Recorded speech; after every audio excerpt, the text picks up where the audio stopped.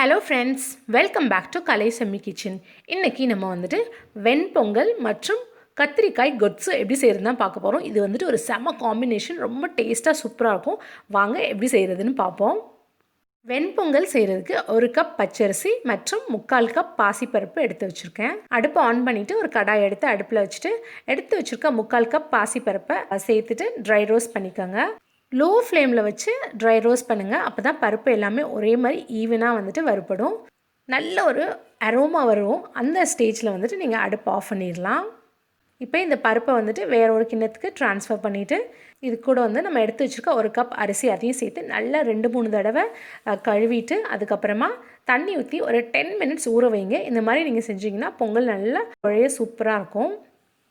இப்போ அடுப்பை ஆன் பண்ணிவிட்டு குக்கர் எடுத்து வச்சுட்டு 1 கப் அரிசி 3/4 கப் பருப்புக்கு 4.5 கப் தண்ணி சேர்த்துருக்கேன். தண்ணி நல்லா சூடாகட்டும். லைட்டாக பாயிலிங் ஸ்டேஜ் வரும்போது அதில் நம்ம கழுவி சுத்தம் பண்ணி வச்சுருக்க அரிசி மற்றும் பருப்பை சேர்த்துடலாம்.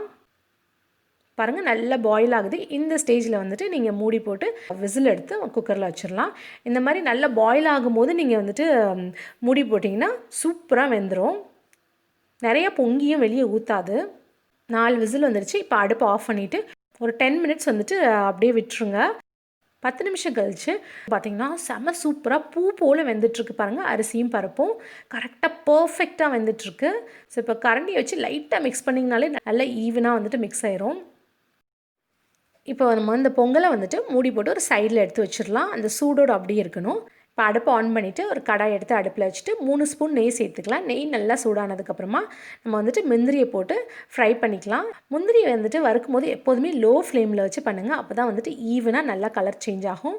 முந்திரி ஒரு அளவுக்கு நல்லா கோல்டன் ப்ரௌன் ஆனதுக்கப்புறம் வேறு ஒரு கிண்ணத்துக்கு ட்ரான்ஸ்ஃபர் பண்ணிக்கோங்க. இப்போ இதே நெய்யில் நம்ம 1 ஸ்பூன் மிளகு சேர்த்துக்கலாம்.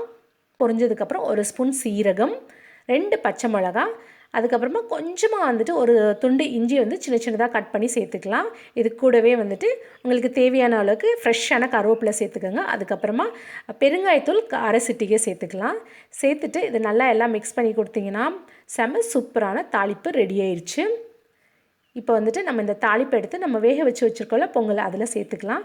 அதில் பொங்கலுக்கு தேவையான உப்பு சேர்த்து அதுக்கப்புறம் இந்த தாளிப்பையும் சேர்த்து நல்லா மிக்ஸ் பண்ணி கொடுத்தீங்கன்னா செம சூப்பரான வெண்பொங்கல் ரெடி ஆயிடுச்சு. நீங்கள் உப்பு அரிசி பருப்பு வேக வைக்கும் போது கூட போடலாம். பொங்கல் நல்லா குழன்னு இருக்கனால நீங்கள் ஃபைனலாக உப்பு சேர்த்திங்கன்னா நல்ல டேஸ்ட் சூப்பராக நல்லாயிருக்கும். இப்போ இதில் நம்ம வறுத்து வச்சுக்க முந்திரியும் சேர்த்து நல்லா மிக்ஸ் பண்ணி கொடுத்துக்கலாம்.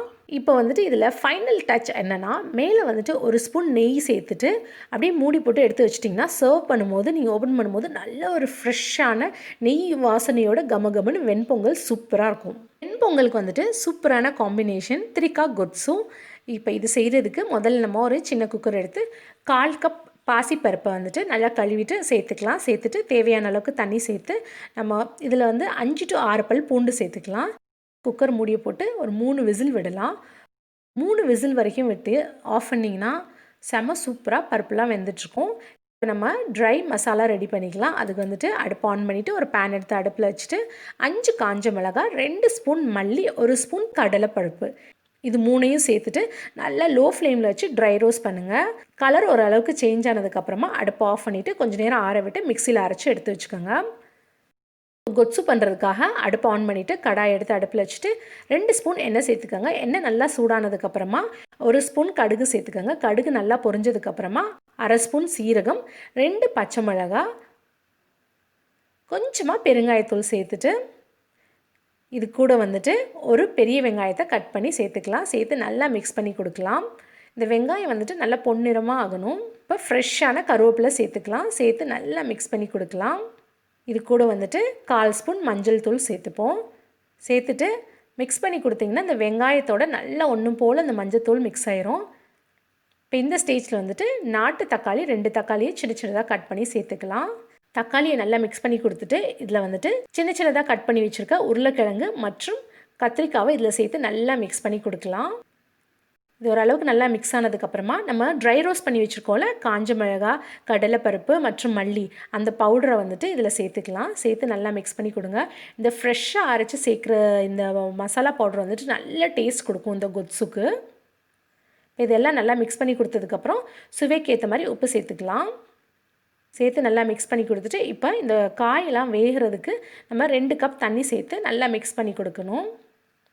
மூடி போட்டு ஒரு 10 நிமிஷம் வேக விட்டிங்கன்னா சூப்பராக காயெல்லாம் வெந்துடும்.